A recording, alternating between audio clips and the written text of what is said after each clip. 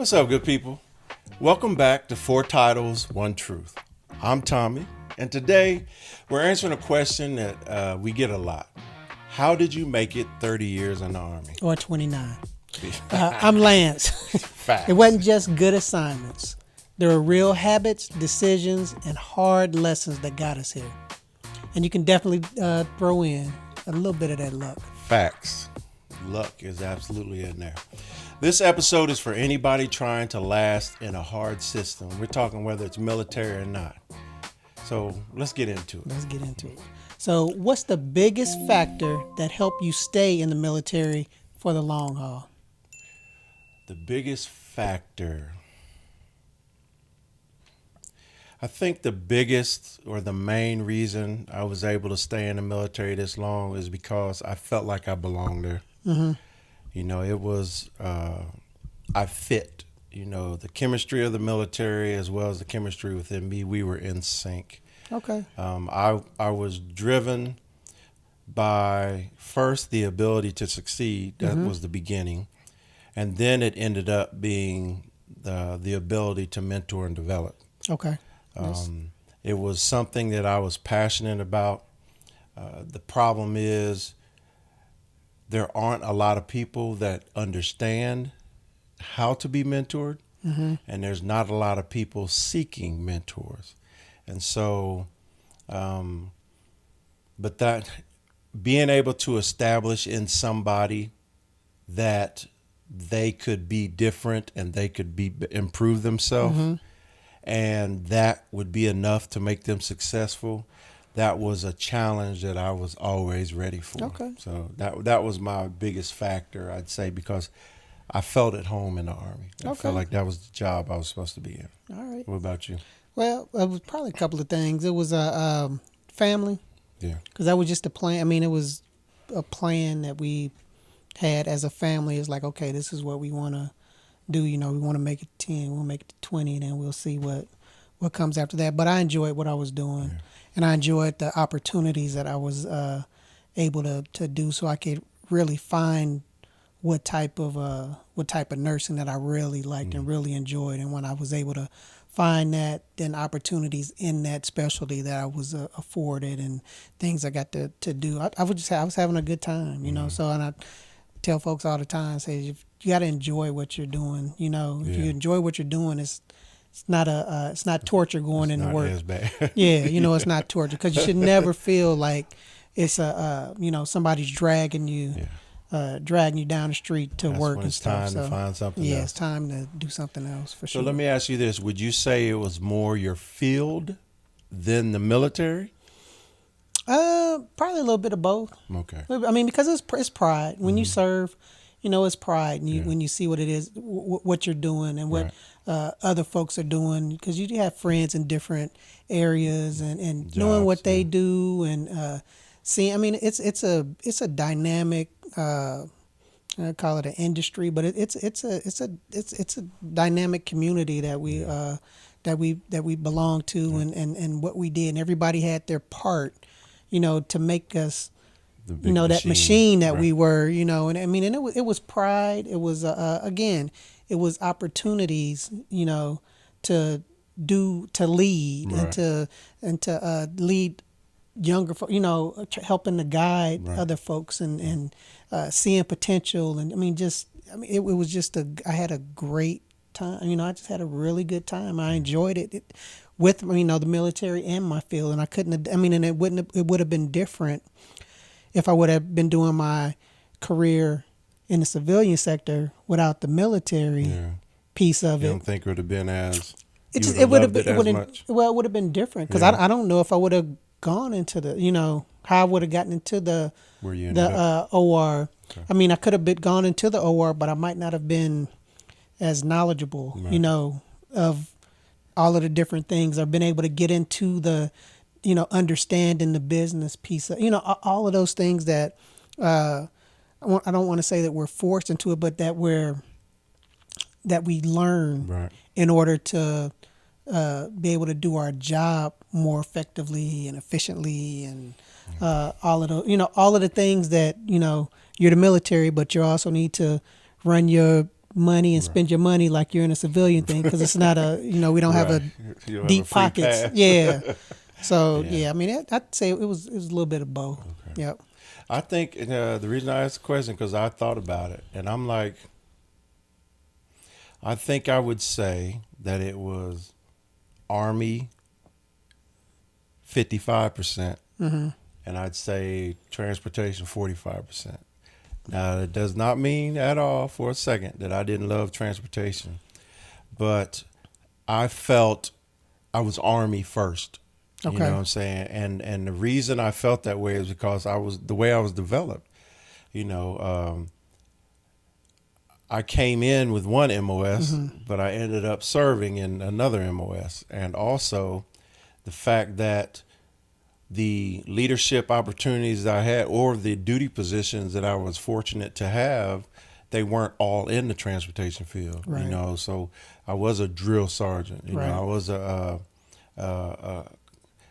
I wasn't, I was corps level instructor, See, yep. I was in freaking 2ID, I was in 101st. So, I got to touch much more than just transportation, Right. but I was able to focus and I'll say master both the Army and transportation. But I really would say that I would give a slight edge to the Army over my field. I mean, and I would probably see that a lot in folks that weren't on the medical side that had, because like when folks go to school or what, I mean, you're going toward, for nursing, you're Right. going for, to be a doctor, then you get, for a surgeon. So you have those specialized tunnel, yeah, fields that yeah. that you're going to, that you're going to be expected and required to Right. Master. do the best, Right. be the best, Right. because your job for the military is Yeah. taking care Yeah. of. And I'd also say that the fields in enlisted are much broader, right? So transportation Yes. has so many different, Subsidiaries that you can absolutely go down. unique. Yeah. Yep, that's exactly what I was gonna say. Unique subsidiaries underneath it, to where you could be boats, you could be traffic management, you could be a hardcore truck driver. I was gonna so say, there's is like, do y'all have like yeah, it's not like a track that you get into and say, I'm gonna be just, transportation. yeah. Yeah, officer side. Yes. So it is. Yeah. Okay. Enlisted side, it's yes, that's your MOS, but the broader concept is you're going to have to learn. You can't stay on your specific MOS and be successful for 30 You gotta years in the learn military. a Absolutely. You lot have to of that figure out stuff. how it Okay. plugs in. And in my later part of life, I had to know, because one of my big jobs was G-Force Sergeant Major. So I had to know how transportation plugged into logistics and make sure I understood that bigger concept. How So yep. it was How everything absolutely. marries together. Absolutely. Yeah. And that's what you have to understand. It's on both sides, officer and enlisted, but outside of the hospital, I'd say you're going to get familiar with what your assignments are. Right. But you have to take on the obligation of learning the bigger picture of Okay. the field. So it's like, so it's like a broader Absolutely. skill set, as That you opposed to have a to- more, because I could tell you a lot of Yes. medical ones going to be more focused, Right. a more focused It skill starts set. off refined, but you absolutely have to pull the Okay. microscope back. Yep. Was there a moment early in your career when you almost walked away and was like, man? And if so, what stopped you from doing it? No, probably nothing seriously. It's always, you had those bad days, or you had those assignments where it's like, wow, Yeah. but you always, I mean, I get to tell you, my thing was always try to, whatever it was, wherever we went, whatever place I was at, I always tried to make the best out of Right. it, and to get the most out of that opportunity that was there. Right. Because again, Because there's always something to learn. yeah. Yeah. I mean, it always is, and then just, yeah. And that's something I figured, but I can honestly tell you there was one time. So early in my career when I was a specialist, I was with a bridge building unit, and their cutoff scores were always at the bottom. See, man. that's rough. So I would come up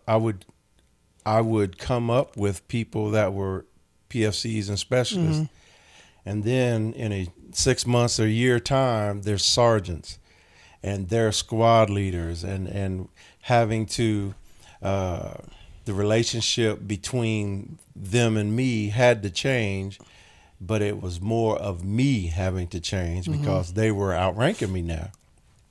And that used to bother me, man. It used to bother me because our cutoff scores were maxed. We're high. Yeah. Yeah, and I understand I that. didn't have the points for. So I was a specialist. I didn't make E5 until when did I make E5? My 6th year in the Army. Yeah, I think it was my 6th year in the Army. Yeah, yeah. It's, I mean, that's hard too, because you see folks that get, and it's not taking anything away from folks, but you see folks that get promoted, and it's like, absolutely. dude, come on, really? Especially if you can't Yeah. understand the financial part of it. You know what I'm saying? So, like every different job in the Army or military, period, right? It has a certain amount of E5 position, E1, E2, E3, E4, E5, all the way up to E9, and the same thing for O1, right? And so if you can't understand that, and then you being around those MOSs whose cutoff scores, and just to give a quick background what cutoff scores were, from E5, well, to make E5 sergeant in the Army, to staff sergeant in the Army, E6, you have to first go to a promotion board, and then you have to acquire points. Yep. And you acquire points through different ways, college, through different military training, all kinds of different ways you can acquire points, right? Awards and so forth. And depending on what your job, your MOS is, right? Military occupational specialty, it makes whatever that is would determine what the cutoff score was, right? And so, for instance, if I had 550 points, if my job was another job like infantry, or in this case 12 Charlie, which was a bridge builder, if my job had been that, I would have made that cutoff score, and I would have got my chevrons, and I would have been a sergeant early in my career. But because I was not that MOS, and my actual cutoff score, which means the total points you have, the cutoff score is lowered depending on the budget, determines how low it will go, will determine who gets promoted, how many people can get promoted. And so I was in a job where their cutoff, they could walk into E5 just by going to the promotion board, and where I had to accumulate more points in different ways. That's what my guys would be like 698. Yeah. I mean, just it'd be like, what in the hell? And it's so frustrating if you can't wrap your head around the budget of it, the understanding of why it's that way. You know, so like for instance, I had a partner of mine. We were both eligible for selection to sergeant major. We were first sergeants together. Baxter, you know what I'm talking about. But he was a mechanic, and I was transportation. And so year after year, they weren't promoting any mechanics. And he was top notch, man. You know what I'm saying? If I would honestly say, at a minimum, he was my equal. At a minimum, right? And so if he would have ever got promoted ahead of me, I wouldn't be mad. You know, I'd be like, I can understand it. Right. But I would also say, why didn't I get picked up? But I could understand, you know, because, you know, there are people out there that are capable, you know what I'm saying? And no matter what, you got to admit it. Right. And so he was one of those. But until he hit the time where he had to get out because he wasn't the next rank, he had to make a decision about his eligibility for the next rank. He was like, they never promoted. I mean, it was like 3 years straight. They didn't select That's any. rough, man. Yeah. And so If you don't understand the budget of it, that stuff right there can break you. And that can cause some jokers to get out too, to leave. Like, I can't keep doing it, 100%, or reclassify, Yeah. which a lot of people do. But so that was my moment where I was like, I was getting to the point where I was like, I gotta forget I can't. this, yeah. And so I knew a guy, his name was Staff Sergeant Coates at the time, and he was like, he pulled me to the side, and he was not I think he's a fueler. I think he's a fueler. But anyway, he was like, hey, he said, I know you think they ain't worth nothing. And he was straight talking. I know you think they ain't worth it or worthy. And I know you think you're more worthy than them. He's like, but the bottom line is they're now non-commissioned officers. So if they tell you to do something, you have to comply. Yeah. That's the military standard. And that's that line I keep trying to tell everybody that you have to bring people to. You have to understand that the military, specifically the Army in this case, works a certain way. Yep. And you don't have the ability as an individual to go against that, because that's the system, that's the process. Yep. And if you can't do it, then you can't lower your standard just because you're upset. Yep. Because you wouldn't want to. I mean, because if that, you wouldn't want the vice versa to you. That's the point. So. And you got to see the bigger picture of things. And so what stopped me from walking away was that conversation. Oh. It made me remember that I'm not competing against him. I'm competing against other people, or them, not him. But I have to just, if that's the requirement, I have to go meet it. I can't wait. I can't complain that I'm in a different situation because I chose that job. Yep. Yeah. All right, Tommy. What role do you think mentorship and leadership played a role in your success, or did it not play a role in your success? Yeah, it did. Specifically in that situation. Military is just like in life. The more you seek understanding and find it, the easier it is first to tolerate and then adjust and adapt. Right. And so there were leaders strategically placed along the way. I didn't have a bunch of mentors. I didn't have a bunch of leaders that I respected in a way that I would use them as calling back on them. Well, not just that, but their path to success. Okay. They brought me in enough that I could see their path to success or whatever. And so, but whether you say God or whatever you believe in my case, God put them people strategically throughout my career. I mean, talking about my first squad leader,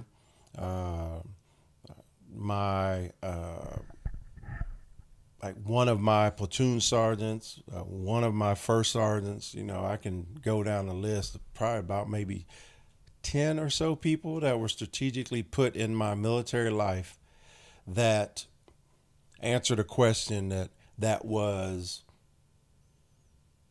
help guide you to a decision, or... It answered a question that I needed the answer to if I was going to continue going. Yeah. Okay.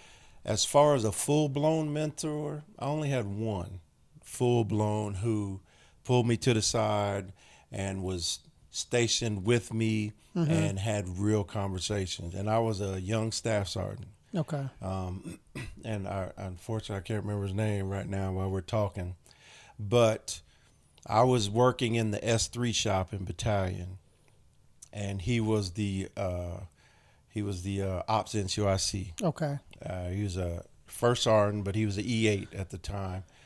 He had taken a diamond off, and he watched and paid attention to me, and then helped me self-correct. Okay. Because when I was a young staff sergeant, like my career's crazy. I was an E4 for, like I said, 5 years and some change.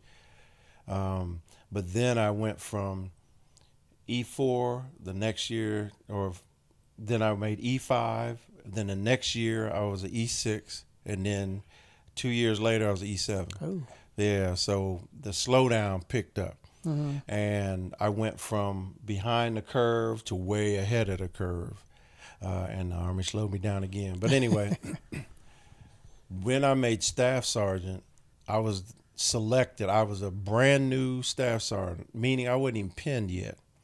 And I was looking at the cutoff score in the orderly room, and first sergeant walked in, and he saw me celebrating, us celebrating, me and the people that were there, and it was like, he's like, "Great, you're going to be the headquarters platoon sergeant." Now there were people that outranked me. There were seasoned staff sergeants. There was one that had 19 years in, yeah, but he picked me over them, and that's how crazy my career was. But that I was a platoon sergeant with 3 other seasoned sergeant first classes, and 2 of the 3 went on to make sergeant major. So I was the young pup, and them jokers. The only way they prepared me was by beating me down, until I figured it out. But that Master Sergeant I was telling you about, he paid attention to me when I was on staff, and he was the first person to ever tell me to, hey, slow down a little bit, because I was just fully charged, what I'm saying? If I saw something, I'm going to fix it, running, what a PT champion, just trying to, what I believed leading from the front was, but in reality, I was running from the front instead of leading. Right. So, but he slowed me down. Like a perfect example is one day we were standing outside a battalion, and this car came and parked illegally. There's parking spots there, and this joker just stopped, pulled behind cars that were parked nose in, and then put it in park and went running into the building. And I was about to go get him, and he was like, hey, he's like, come here. He was like, why go chase that soldier down when they did that? And I was sitting there, I was like, because it's wrong, and I was giving him that, soldiers have to know, and it was a specialist. And I was a young staff sergeant. He was like, and I was like, you have to correct soldiers immediately so they know what wrong is, right?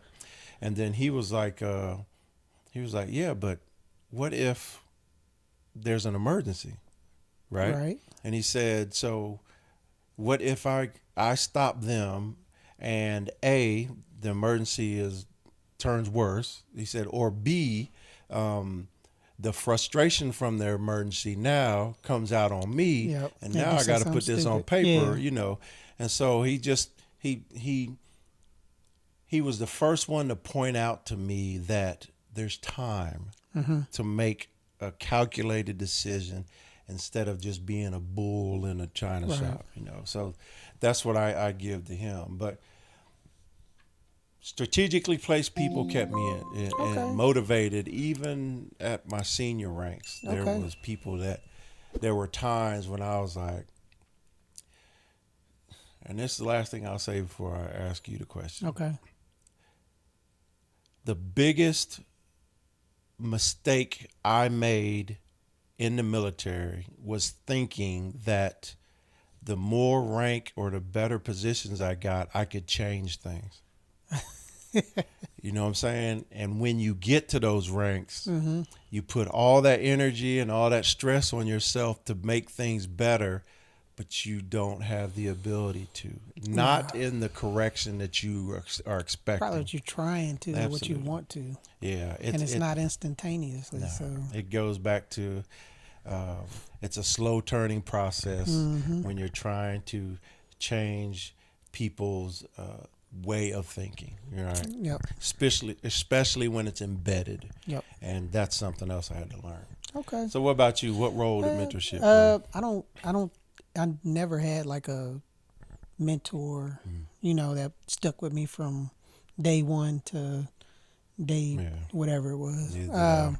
But I've had leaders, both on the enlisted side and officer side, that had conversations with, served with, that was like, ooh, and I took little tidbits, had the different conversations and things with them where it was like, yeah, that would be smart, Straighten yeah, you I up. need to get me on the right track, or you could throw things off of to say, is that right, or am I crazy, or or talk you off that ledge and things like that. So all throughout my career, because I think a lot of jobs and stuff, I didn't I guess go to traditional or take some of those jobs just because of the family situation that I Right. was in. Right. And the military, being dual military, is like, okay, The she balance. Right. just think she needed that more, that she need to go there. We need to go there more than me, or I don't want to be separated from my family at that time. So it was like, okay, I'll step back. So it just, I mean, some of those forced me to talk to folks and be like, well, you say, well, if you're going to do that, then do this. Yeah. Try to get this opportunity over here because you're at this duty assignment. So you can try to do, so I was able to navigate that piece and do Right. that. So, but I mean, it plays a role. I think it plays a role if you have, Absolutely. and being one too, as you get further along in your career and older, you do get wiser.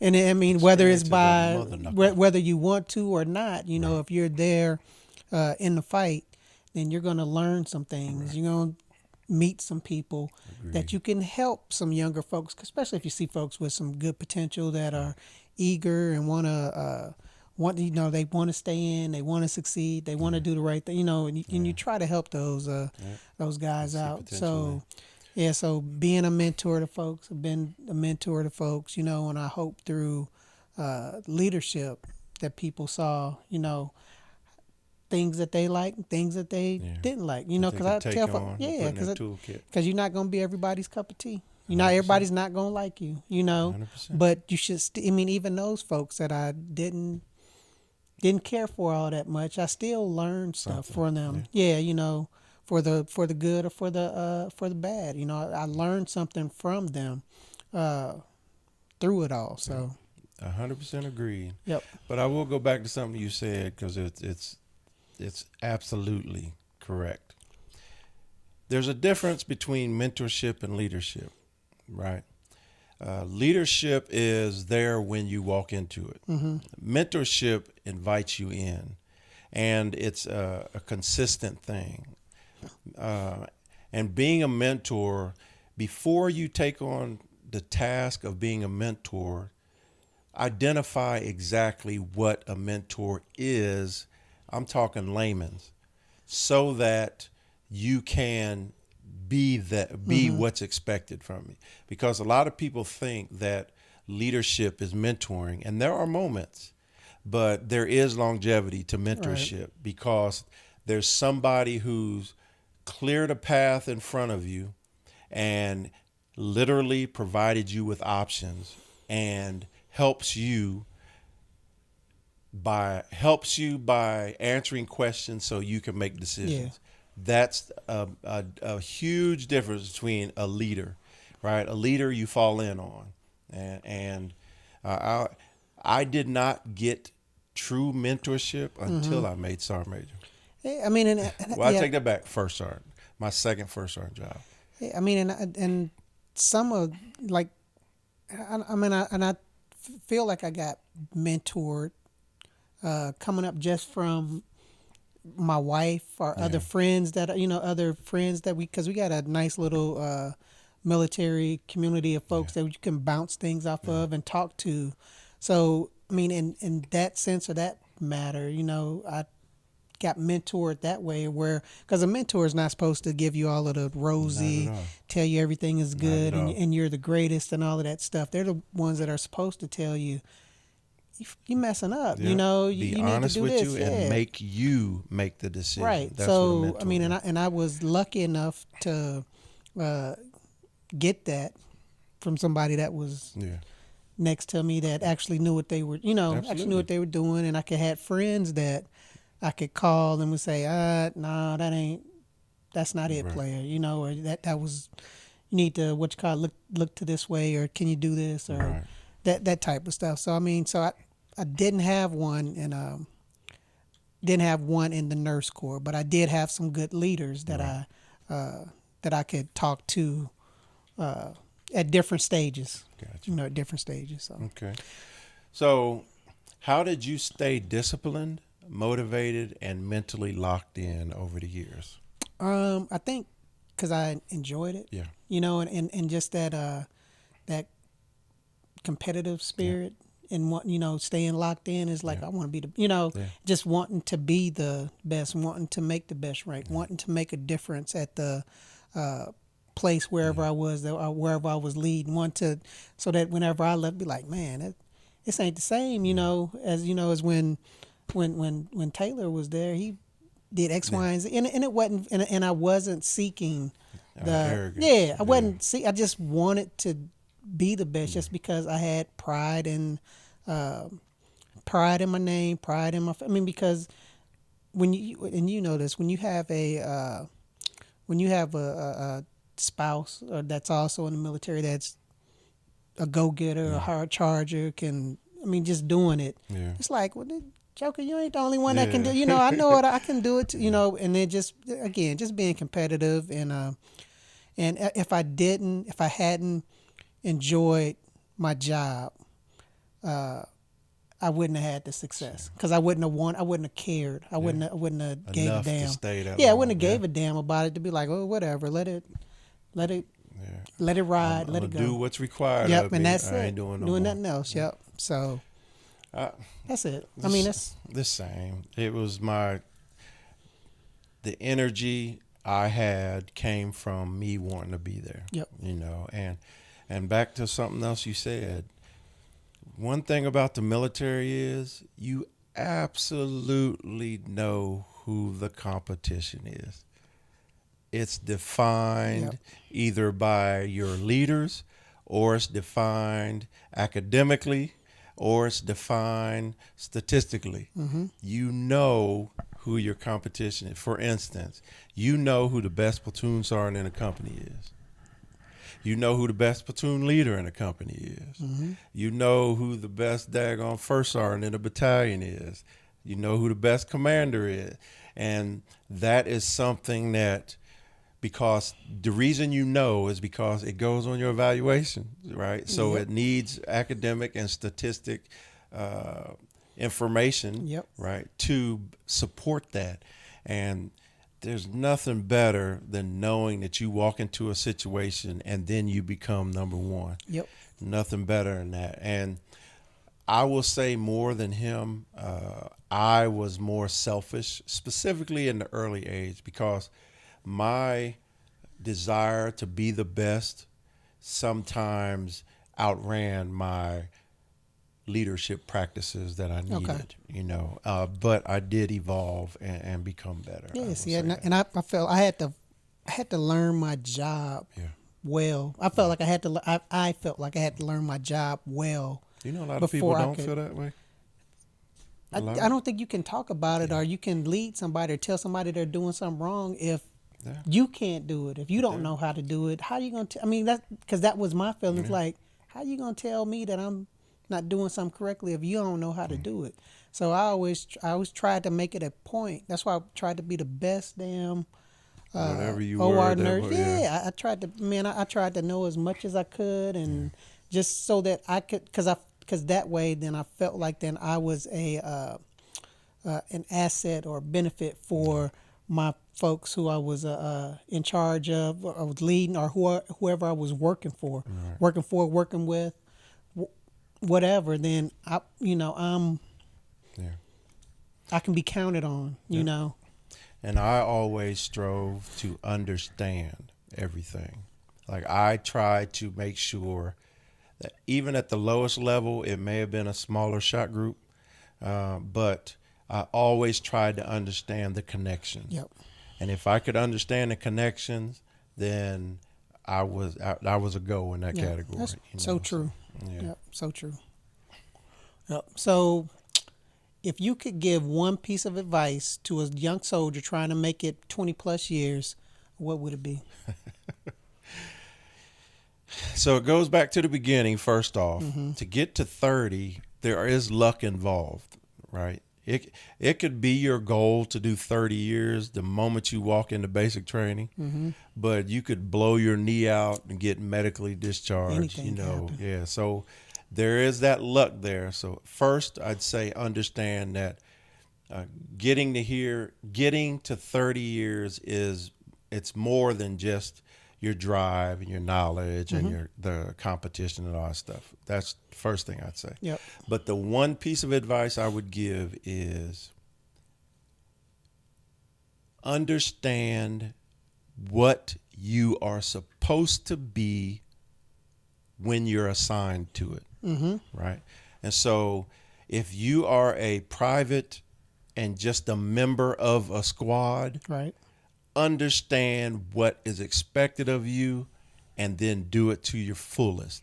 And then once you get that, then look further. Okay. Don't look further until you understand your placement in any situation. Know your job. Know your skill. 100%. Yeah. And the reason I said it that specifically way is because if you keep it the way I just said it, then it applies to leadership in every way up. Why you're there and what's expected of you. And then once you figure that out, then you can excel at it, and then you can be better at it. It makes it easier because you're going to be more confident 100%. in a lot of those forward. decisions Absolutely. and things that you have to make and conversations Absolutely. you have to Oh make my with God. folks. Yeah. And I will say this before you answer. When you get selected for promotion or when you get selected to serve in a broader or higher level of leadership, right? Because you can do that without getting promoted. That doesn't mean you know how to serve in those positions. That's why you have to master where you came from and then look to the next position. And see how it fits. Absolutely. I mean, going from that operational to the strategic and knowing how to Absolutely. overlooking. Yeah, Because if absolutely. you're still Yep, learning I believe. in your next position how to do your last position, you're failing the Army, you're failing yourself, and you're failing your soldiers. Yeah, I mean, you're gonna Bottom line. It's gonna be real slow, and it's gonna be Probably your last. yeah, it's not gonna be good. So what about you? It's not gonna be good. I mean, take care of yourself. Like you said before, take care of yourself because you gotta try to keep your health up. And because if you get sick, do something. I mean, that can derail your career. Yeah. But also, again, just like you said, learn whatever your job is. Learn your job, and try to enjoy what you're doing. Yeah. Again, I mean, I can't stress enough how if you don't enjoy your job or see any path to growth in your job, then you need to try to see if you can do something else to try to find that niche or find something for that. Yeah, I mean, because it ain't for you. if you have that you had that joy, you're gonna want to do more. You're gonna want to look to try to do more. You're gonna want to learn more. You're gonna see all of the different possibilities that position can take you. So listen, keep your health, and enjoy what you do. Try to enjoy what you're doing. You're not gonna enjoy it every day. I can tell you that. But don't let it be miserable every for day. you. Yeah, every day, because that's not good. Because there's nothing worse than working for somebody that you don't respect or like, and those situations happen. And guess what? You still have to do your job. You sure do. And because your soldiers are counting on you, or the team is counting on you. Yeah. So. Yeah. Okay. So, hey guys, so we didn't just survive the military. Yeah. We were able to succeed in it, yes. And it wasn't easy. Facts. It wasn't an easy thing, but we were able to navigate it and make it through. Get us to the point where we were able to say, I'm that RET.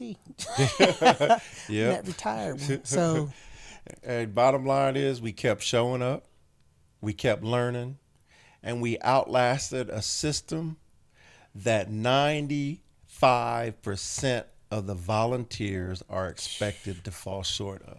That's a lot of folks. And what I mean by that is not everybody is supposed to do 30 years, and not everybody wants to do 30 years. But the people that do 30 plus years, it's something that is not expected, and it's quite the accomplishment. Yeah. And it's something that should be heralded. At the same time, they earned it.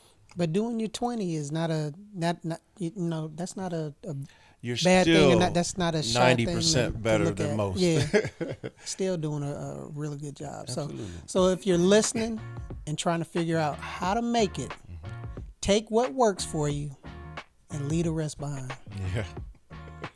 Leave us a comment of what you all think, of your thoughts. Yeah, we want to know. Yeah. And also, you can follow us on Instagram. You can watch us on YouTube at 4 Titles, 1 Truth. All right, y'all. Thanks for listening, and let's keep the conversation going. Hey, holla. All right.